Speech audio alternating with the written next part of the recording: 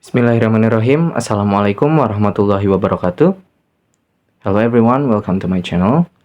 So here I would like to explain something about the ELT curriculum course and answer several questions for the final exam.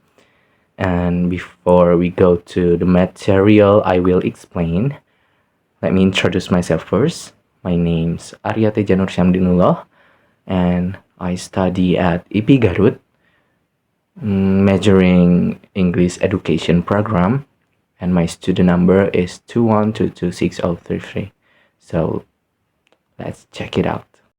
So as you know, technology can improve how students work together and communicate effectively in English language teaching classroom by offering tools and platform design for collaboration. So here are the specific example. Number one is shared documents. Tools like Google Documents let students write and edit documents together in real time. For example, a group of students can co-write a story or essay while providing instant feedback to each other. Number two is virtual discussion platforms.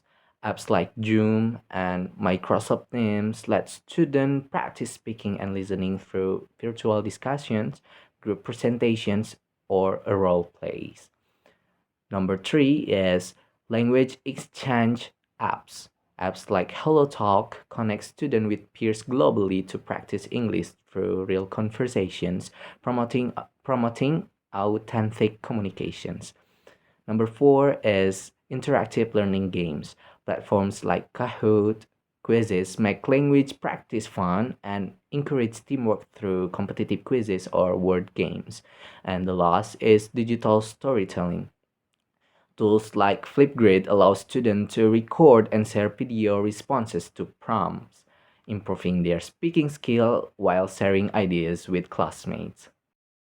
Using technology in the classroom can sometimes lead to distractions, but teachers can minimize this by defining learning goals. So make sure students know the purpose of technology being used. For example, explain how a language app will help improve their vocabulary instead of letting them use apps without guidance. And teaching technology skills. We need to show students how to use the tools efficiently. For instance, teach them how to create outlines in Google Documents or use presentation tools like Canva for class projects. And we need to monitoring and feedback the student. So use apps like Google Classroom to track what students are doing during lessons. This help ensure they stay on task. We need to have a plan activities that require active participations. For example, create a group quiz on Kahoot or assign roles in a digital group project to keep student focused. And we need to time limit for tools. So set a specific time for using certain apps or tools during lesson to keep student from wandering onto unrelated sites. And the last, positive reinforcement. We need to reward students for using technology appropriately, such as completing a challenging task using the app or collaborating well with peers. So, how can Curriculum Merdeka emphasis on learner autonomy be enhanced through digital tools? Curriculum Merdeka encourages students to take charge of their own learning. Technology can help in several ways. The first is self-paced learning. Platforms like Khan Academy allow students to learn at their own speed. For example, they can revisit grammar lesson until they truly understand the rules. The next is exploring beyond in classroom. So, students can use resources like YouTube tutorials, podcasts, or language apps like Duolingo to explore English topics that interest them outside of school hours. The next is setting and tracking goals. Apps like Trello or Todoist help students create and manage learning goals, such as improving vocabulary or completing an essay and track their progress. The next is interactive feedback. Tools like Google Forms and Socrative provide immediately feedback on quizzes and assignments, helping students identify areas for improvement on their own. The next is encouraging creativity.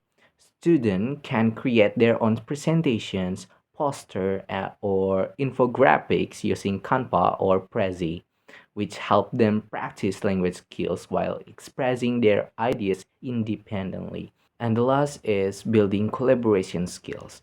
Digital discussion boards like those in Edmodo or Moodle let students interact, share resources, and help each other and solve problems, encouraging independent learning. Balancing standardizations and flexibility is critical to meeting educational goals while addressing diverse student needs. Standardizations ensure consistency in learning outcomes, assessment, and benchmark, which is important for accountability and comparability across institutions. However, rigid adherence to standardized curricula may fail to address the unique needs of students in different contexts. So this is the strategies to balance. The first is core objective. Stick to standardized learning outcomes but allow flexibility in how those outcomes are assessed. For example, a language teacher might focus on teaching past tense, a standardized goal, but use local stories or current events as teaching materials. The next is differentiated instructions. Tailor teaching methods to accommodate varying skill levels, learning preferences, and cultural backgrounds while adhering to the curriculum goals. The next is supplementary material. Use additional resources such as video, article, or real-world examples to make lesson more engaging and relevant. And the last is feedback loops. Regularly review the curriculum effectiveness through student feedback and make minor adjustment to teaching approaches without altering the course structure. Learner feedback provides valuable insight into how well the curriculum meets student needs and how engaging or effective it is. Incorporating this feedback ensures the curriculum remains relevant and responsive. The first is method of gathering feedback. So we have surveys and questionnaire. Use structured questions to understand student opinions on the content, pacing, and teaching methods. The next is classroom observations. Pay attention to student engagement and participation during lesson to identify areas or improvement. The next is reflection activities. Encourage students to write about their learning experience, what they found helpful, and what they struggle with. The last is focus group. Conduct small group discussions to delve deeper into student perspective and how we using a feedback. So the first is identify patterns or recurring issues. For example, certain topics being too difficult or uninteresting. The next is collaborate with colleges to decide which changes are feasible and beneficial without compromising the curriculum objectives. The next is pilot change with a small group before implementing them broadly. And the last is we need to inform students about how their feedback influenced the curriculum, reinforcing their role in the learning process. So, intercultural competence is the ability to understand, appreciate, and interact effectively with people from different cultures. In language learning, this skill is vital because language and culture are deeply intertwined. The importance of intercultural is real world communications. Learners often use the target language in multicultural contexts. Understanding cultural norms, values, and communication styles helps avoid misunderstanding. And the next is empathy and openness. Exposure to different cultures foster empathy and an appreciation for diversity, which are essential in globalized societies. And how to foster it? So, we need to include culturalism into the curriculum. For example, traditions, holiday, or everyday custom. So, not only that, we use authentic materials such as films, song, and article from the target culture. And we need to encourage cross-cultural exchange through pen pals, virtual exchange, or international projects.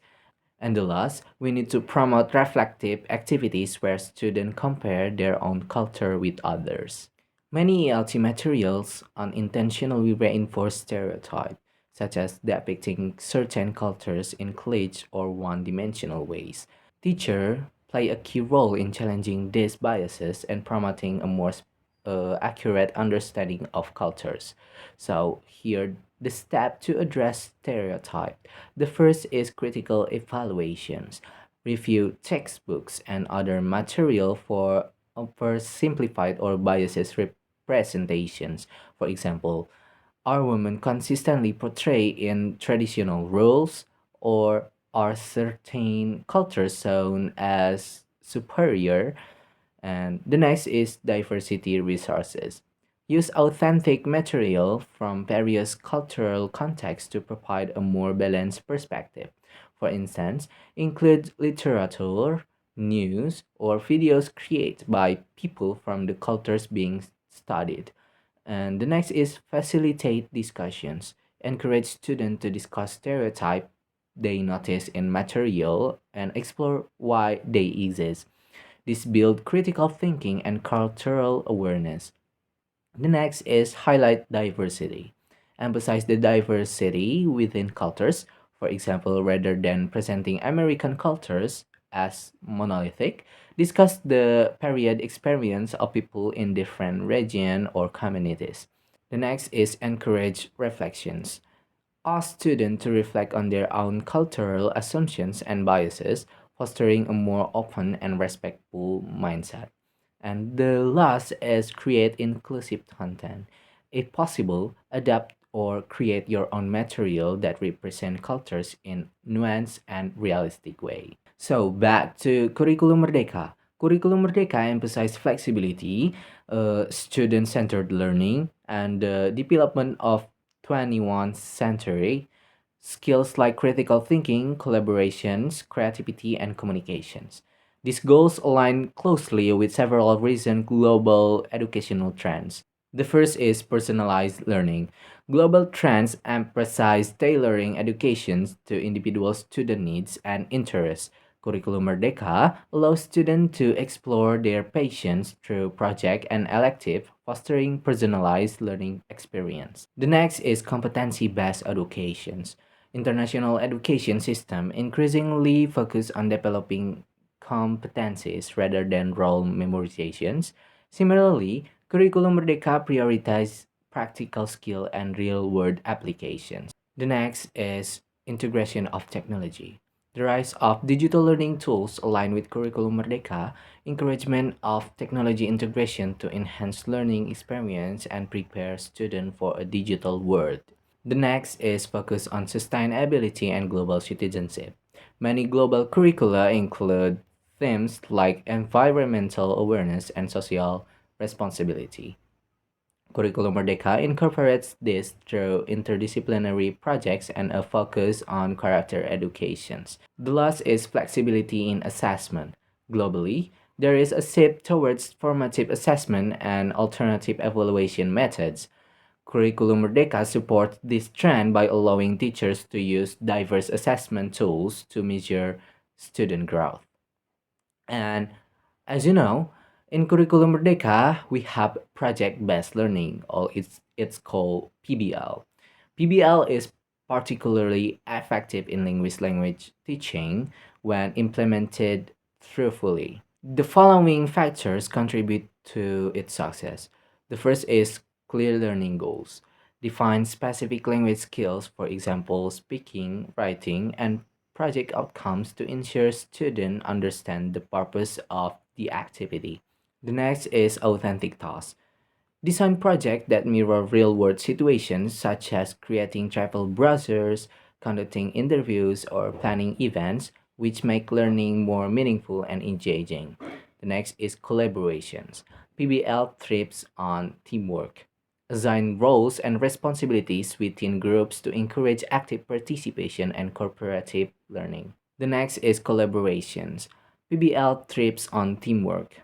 Assign roles and responsibility within groups to encourage active participation and cooperative learning. The next is integrations of language skills. Ensures that the project incorporates reading, writing, listening, and speaking activities. For example, student might research a topic for reading, present findings for speaking, and create a report for a writing. And the next is scaffolding. Provide support through mini lessons, language templates, or guide practice to help students develop the skill needed to complete the project. And the next is assessment criteria. Use rubrics to evaluate both the process, for example, teamwork and effort, and the final product, focusing on language use, creativity, and presentation skills. And the last is student autonomy. Encourage students to make decisions about the project, such as choosing topics or determining the format of the final product, fostering ownership and motivations. And how about unequal participations in PBL? So, unequal participations in PBL is a common challenge, but teacher can take proactive steps to ensure all students are engaged. The first is assign roles. Clearly define roles for each group member. For example, researcher, writer, presenter, to ensure accountability and equal contributions. Rotate roles in different projects to give everyone a chance to develop various skills. The next is set expectations. At the start of the project, establish ground rules for collaboration, such as respecting each other's ideas and dividing tasks fairly. The next is monitor the progress. So, regularly check in with groups to assess their progress and address any imbalance in workload. Use tools like progress logs or peer evaluation to track contributions. The next is encourage reflections. At the end of the project, ask students to reflect on their own and their peers' participations. This can highlight areas for improvement and encourage greater accountability in future projects. The next is use peer and self assessment. Incorporate peer and self assessment into the grading process. Students are more likely to participate equally if they know their contributions will be evaluated by their peers. The next is provide support for struggling students. Some students may contribute less due to language barriers, lack of confidence, or other challenges. So, offer additional support or modify tasks to match their abilities. And the last is group dynamics training. Teach students how to collaborate effectively, resolve conflicts, and manage group tasks. This helps create a more harmonious and productive group environment. So, guys, that's all the explain about ELT curriculum course and the answer for several questions for the final exam. In a short, ELT curriculum is important for us, uh, especially for teachers, because it used when we teach in the class. So I'm sorry if there are any mistakes when I explain this material. Thank you so much for watching this. Wassalamualaikum warahmatullahi wabarakatuh. Bye bye.